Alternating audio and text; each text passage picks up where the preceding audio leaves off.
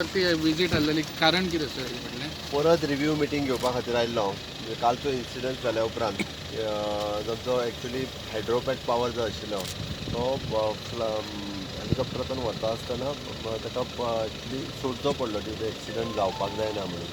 So that आज परत एकदां रिव्यू मिटींग घेतल्या उपरांत आमी इलेक्ट्रॉनीक हायड्रोपंप जो आसा पळय तो एवेलेबल केला ऑलरेडी आनी which will be the mounted on another barge. आनी तो सायडीक आसतलो म्हणजे त्या शिपाच्या तातूंतल्यान आमी नाफ्ता जो आसा त्या इलेक्ट्रॉनीक हायड्रोपंपांतल्यान काडून दुसरो जो नाफ्ता कॅरींग करपा खातीर जी टँक बार्स एवेलेबल केला तितूर घालतले.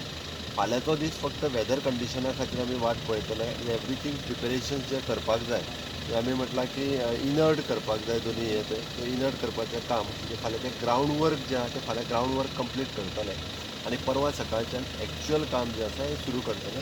पण आमकां कॉन्फिडंट आसा हर तरेन एक्सपर्ट हाडून ताची बाकीची जी प्रक्रिया कंप्लीट करपाक जाय पळय ती केल्या. ताका खात्री आसा की परवाच्यान वेवस्थीत तें सुरू जातलें.